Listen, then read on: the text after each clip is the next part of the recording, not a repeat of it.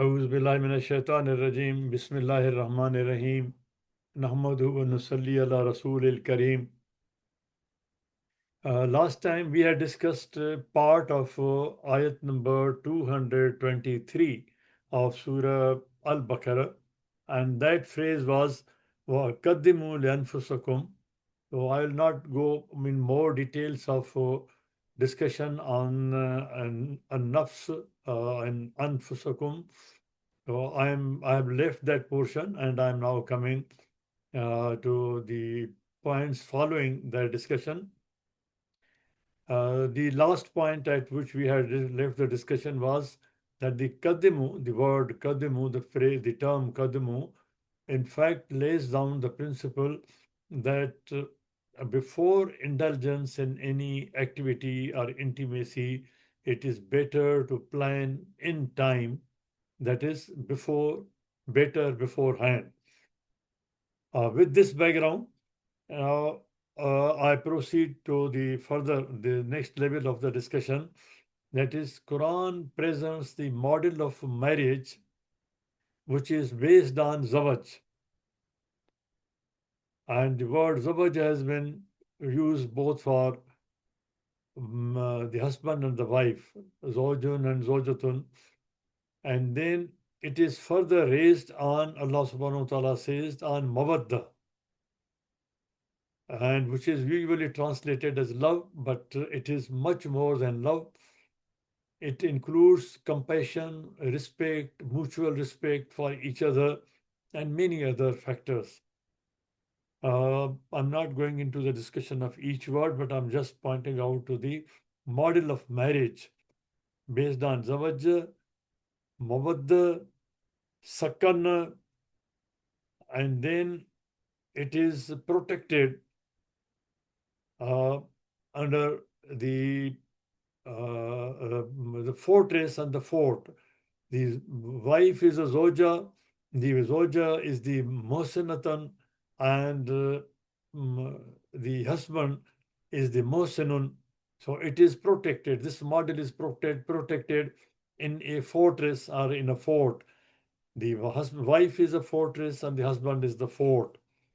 And this entire model is based, which is based on consent and consent of the woman. Without consent of the wife, without consent of the woman, this model cannot be raised. And this is tied up, this is tied around, which is called aqd. It is tied up, it is a tie, it's a nuptial tie, and it cannot be easily undone. There is a procedure for tying it up, and there is also a procedure for untying, which is not easy, which is not encouraged, and it is not accidental. The marriage of tie cannot be just broken by accident at the, it's not whimsical breakup. It has to go through a process, because the untying process is a process not just of untying, it is the process of settlement. As the process of marriage, there is a sanctification, there is some legal procedure. Similarly, for untying this, there is a process, and it is the process of settlement. And it is encased in a legal frame with mutual respect, and it starts with certain guidelines to lower the gaze, guard the modesty. I'll not go into the details of these ayat which lay down these principles for man and woman both, but I'll simply directly come to the point that all this means that the marriage in Islam is based on firm foundation of modesty. Modesty of man and modesty of woman, modesty of husband and modesty of wife, both. The marriage of model in Islam is based on the foundation of modesty. And there is a hadith in which Prophet, peace be upon him, is reported to have said And he has advised, he has asked the young people that whoever among you can marry should marry, because it helps him lower his gaze, which is the starting point of modesty. Veil and other things, are they follow the lowering of gaze. If one, for example, if a woman wears the veil but doesn't lower the gaze, there's no meaning, there's no purpose. The purpose of the veil is not served. So the starting point is guarding the modesty, and modesty is the foundation on which the marriage is based. There is also another important aspect when we collect these ayat and analyze them, that in the West, usually it is claimed and it is rather advocated that the relationship between husband and wife, between a woman and man and woman, is based on equality. In political terms, it has a different meaning. But when you come to the marriage, particularly the model of marriage of Islam, it is not, I'm repeating, it is not based on equality. It is it is an arrangement of equilibrium. Marriage in Islam is based on an arrangement, on a tripod of equilibrium. It is equilibrium on which the foundation of family has to be raised. It is not based on fondness. It is not just based on equality, because formation of family requires, includes so many other aspects of social life, family life, societal life. It includes culture. It includes so many other things, not just political. That in political terms, where we say that there is equality, it's not only just political. So it is based on a tripod which creates equilibrium. And what is the tripod? The tripod is that so far as human rights are concerned, human rights, because husband and wife, man and woman, they are created from one nafs. As human beings, they are equal. There is complete masawat, there is absolute equality so far as human rights are concerned. This is the one leg of the tripod. The next is that this masawat is based, along with masawat, there is adl. The adl means the appropriateness, appropriate place to each. Each gender has to be assigned appropriate place in the society, in the family. Why appropriate place and based on gender appropriate place? Because Quran lays the, and the other foundation, other I mean, pillar of the this tripod. It is based on darajat. Darajat refers to the differences in degrees, differences in which are based on biology, physiology, sociology. So there are biological differences, there are anatomical differences, there are sociological differences. So all these differences are termed as darajat. Because of these darajat, there's a necessity to assign a different role. Man, because of the strong frame, physical frame, has been assigned duties which are required, which require more strength outside the house, and the financial responsibilities. Because of the differences, different responsibilities have been given. Because of these differences, different responsibilities have been given. So this tripod is based on masawat, adl, and darajat. And adl creates equity. Adl also means equity, appropriate place assigned to each gender in this arrangement based on adl. So this tripod, masawat, adl, and darajat, they hold the frame, the physical frame of the edifice of the marriage, which is going to create the family. So these darajat, adl, and masawat, they create equilibrium in the family, not just equality. Equality is more a political slogan, a political demand in the political field, and it may be extended to the economic level also in certain respects. But so far as the family formation is concerned and its foundation is concerned, and family, which is the foundation of our foundation block of civilization, that requires certain other elements also. So those elements together form a tripod. This above spousal arrangement under societal and sovereign sanction. Sovereign sanction is provided by the state. It provides the legal frame. So it has to be supported by the sovereign, by the state. And its societal frame, which is mainly moral, it is provided by the society. The society allows this, society supports this. So without societal support, it cannot be raised, it cannot be held. And without legal frame, without societal sanction, sovereign sanction, it cannot be raised also. But these are not the two things which are the only things which support this frame, societal and sovereign. There is yet another support which is required, and that is the divine sanction.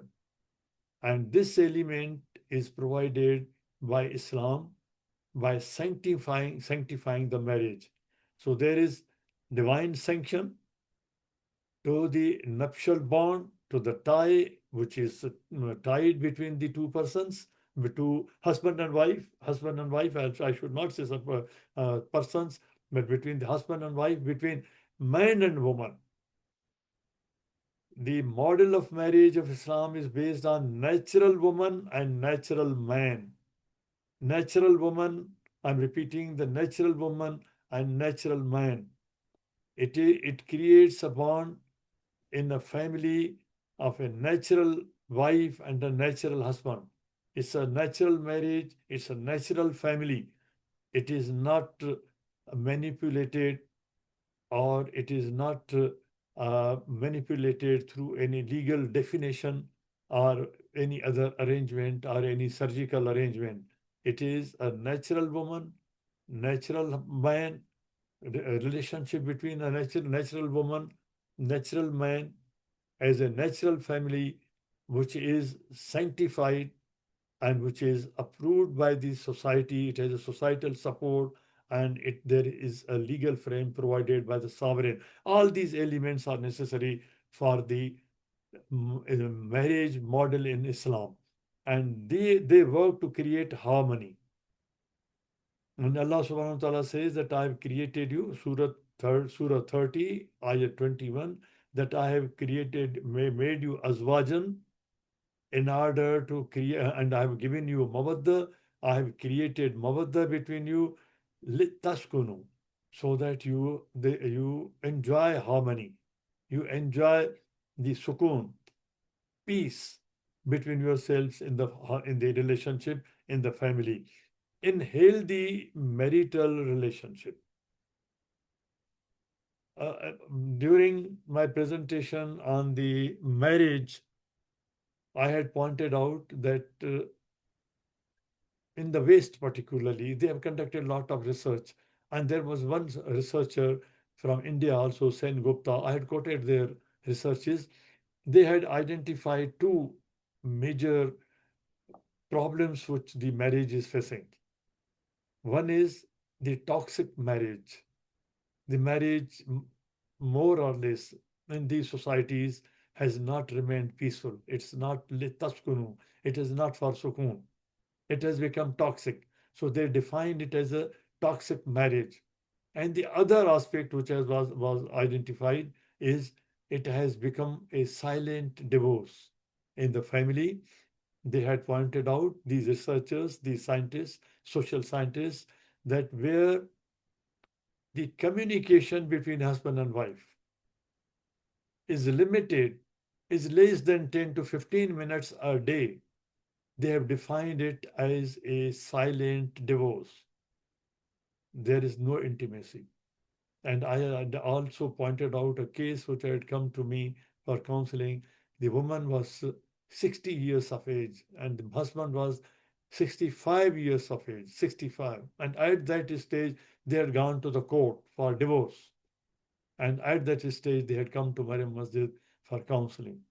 And Alhamdulillah, the marriage was saved. But it was not a marriage, basically. It was toxic marriage. It was silent divorce. When I asked the man, when you last held the hand of your wife, he did not reply. But the wife burst out. She said that during last 25 years, he has not talked to me. While talking, he turns away his face, which is more painful, which is more killing. He has not talked to me face to face. He has not looked into my eyes. He has not held my hand.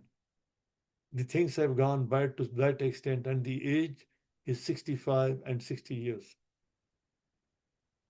In order to create a healthy marital relationship, not a toxic marriage, not a divorce, not a silent divorce, which itself guarantees healthy environments for procreation.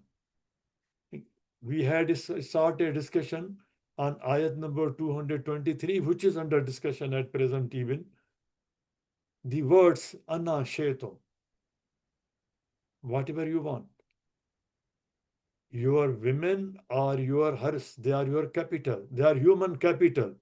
Invest in this human capital, invest your time, invest your finances, invest your love, invest your feelings, invest your emotions. And then it says that word for utu, which we have translated that you can go in any manner. But the at means to come, to bring, to deliver. You have to present. At means to present. Atu zakat, present the zakat in a presently manner, in a pleasing manner. So present yourself in this company. For utu, for at, it is from word at. Present yourself in a pleasing manner, ana shetum, not unwillingly, willingly, as you want, as you like, as you desire. In the animal world, courting in the relationship, the courting process has been placed on the shoulders of the male in the entire animal world. And in the human, among the human beings also, the courting process is on the shoulders of the woman, on the man. It is his responsibility. More, it is his responsibility. So one has to create healthy environments for procreation in which the man plays the roles right from the courtship and for all the arrangements, قَدِّمُوا لِأَنفُسَكُمْ, for planning in a pleasing manner, because he's going to invest in the capital, in the human capital. We are not just going to create a baby. We are going to create a human being for which Adam was upgraded. It took millions of years. Who has been given the supercomputer? He has been endowed with a supercomputer, and loading of this supercomputer, adding the modules in this supercomputer took millions of years. This upgradation for Savaituhu took millions of years. And that model has been created now in such a manner that these two persons have been given the responsibility to carry on the life, the human life, which has been given as a responsibility to now procreate, raise it, rear it, create a social environment for it, procreation and development of healthy family units, and then these units go to build a culture, a civilization. Individual character which we develop in the child as a group, it becomes culture. And when it is expanded further, it becomes civilization. And ultimately, our responsibility is to create ummatan wasatan for weaving healthy fabric of society, which is moderate, which is civil, moderate society. That is the ultimate aim. But in a toxic family, in a toxic marital relationship, or in an environment of divorce, silent divorce, which has not been announced, but there is silent divorce because of certain reasons, they are still continuing. In the light of above ordainment of the Quran, the ayat, which I had some of them mentioned, and so some of them I didn't go into details, what could be the desirable steps to be taken beforehand? قدموا لأنفسكم. One has to plan for the children. It's not that procreating every year. Allah subhanahu wa ta'ala has given a pause. If regularly woman feeds the child, regularly feeds the infant, then during that period, regular feeding, regular suckling, next conception cannot take place till she is feeding, till she is suckling the child. If we add all these periods, it comes to about 3.5 years to 4 years. Space has been provided to the woman in this procreation. And what would be the best starting point for this kadimu, for this planning? In any case, the best starting point is at the time of tightening the nuptial bond, nuptial tie. One should know these things because the nikah takes place after the age balagan nikah. Balagan nikah, not only balaga physical bulugat, it is balagan nikah when the two persons understand the pros and cons of the nikah, that they are now able to maintain, they are now able to maintain a family, they will be able to maintain the conditions, the requirements of nikah, balagan nikah. At the time of nuptial tie, they have to understand these things and plan, which then allows all spousal intimacy. The spousal intimacy should take place after that. Kindly re examine this ayah 223. You are investing in the capital. Capital breeds capital. Capital breeds assets. And they require planning. And they require anashetum, the way you want to go, the way you want to present yourself, whatever you want in a pleasing manner. What you want is not just turning away the face and just, fulfilling certain responsibilities unwillingly. Shah also means willing, will of God. What Allah wills, what you will. Anna Shetum, what you will. If you want to fulfill that, then fulfill that in the manner which meets the requirements of Kadimuli and Fusakum. The Quran prescribes periods of restraint in order to be sure about various necessary aspects of hygiene and health. This is the purpose.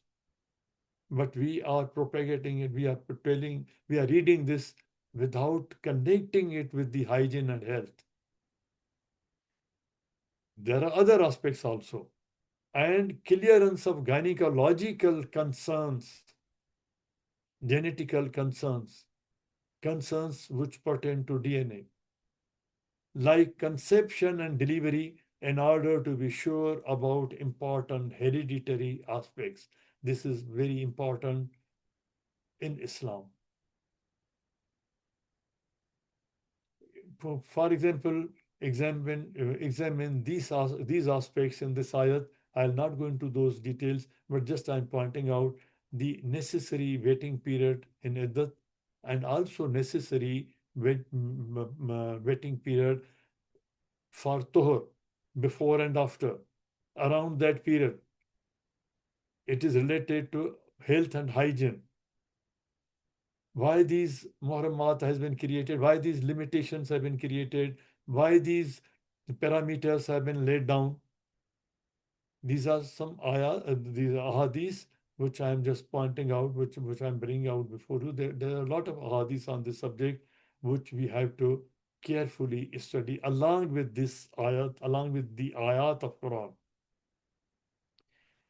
Genes and inheritance also explain the basis of degree of relations prohibited by Islam.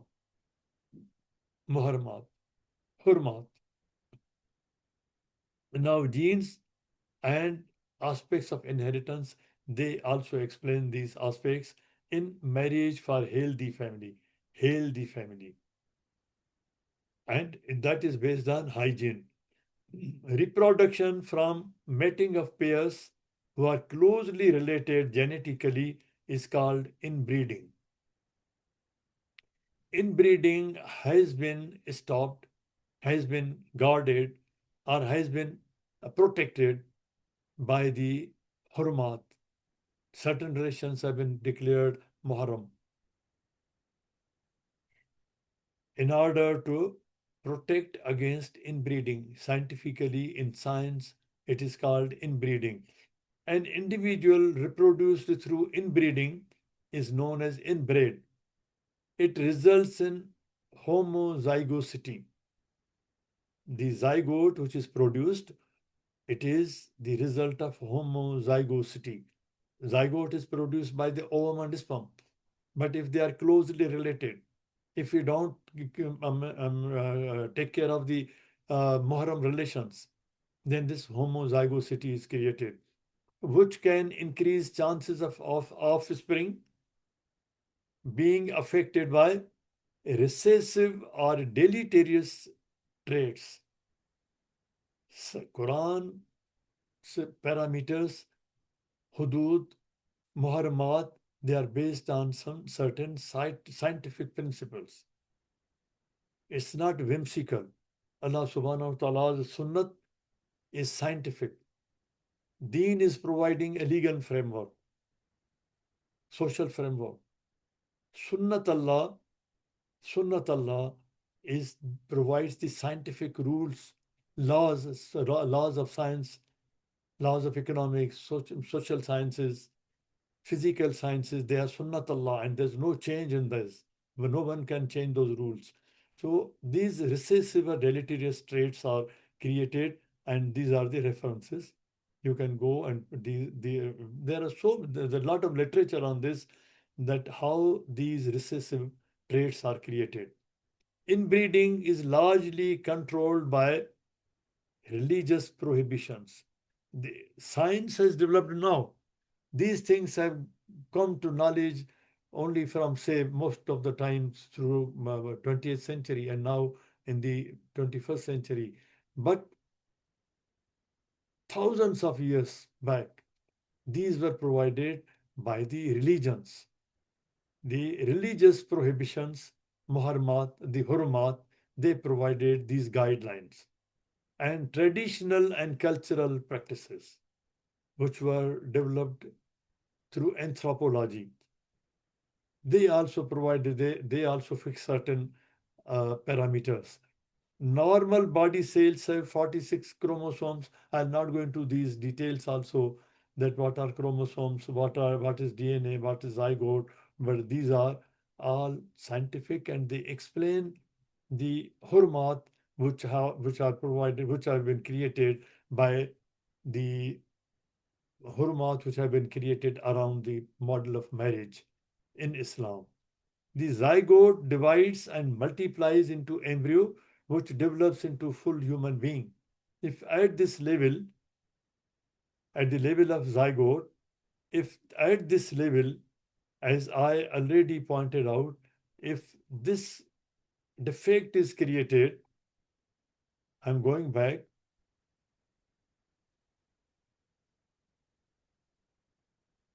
I just want to see the homozygosity. zygosity, homozygosity.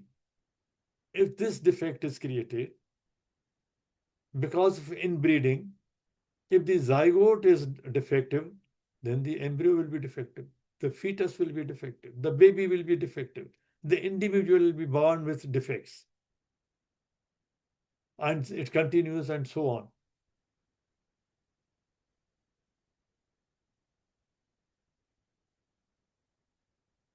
And what are the problems which they come with these traits? Thus, besides traits and features, offspring inherits health and diseases from their parents because the zygote was defective. DNA testing can reveal person's susceptibility to diseases. In animal kingdom, this generally leads to decreased fitness of population, which is called inbreeding depression.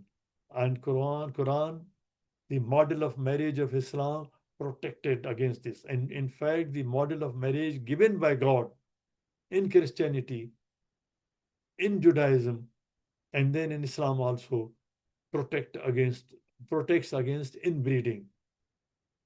Inbred individuals are more likely to show physical and health defects, including reduced fertility, genetic disorders, affected facial asymmetry, which is visible in the people in the communities which are not practicing this.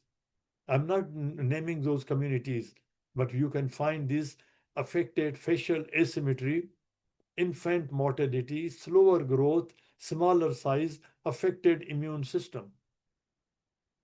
It has been observed that even some wild populations living in jungles do not inbreed. They avoid it. They have their rules. Horses have the rules. The wild populations in the jungles, they have their rules to avoid the inbreeding. And there are references, I have quoted this along with the references. And the genetic disorders take place when there is inbreeding. But this will take us into another realm of the discussion. Here, the point is that the Quran has provided the model of marriage, which is not only covering dealing with the social aspects, but it is dealing with all the scientific and these aspects of physical sciences also. Not only health and hygiene, but also genetics, which now a new subject since 20th century, particularly 20th century. It is a new subject, and we find that these subjects are already covered in the scientific aspects of the marriage model which Quran presented 1500 years back. Subhana rabbika rabbil izzat amma yasifun wa salamun alal mursaleen walhamdulillahi rabbil alameen.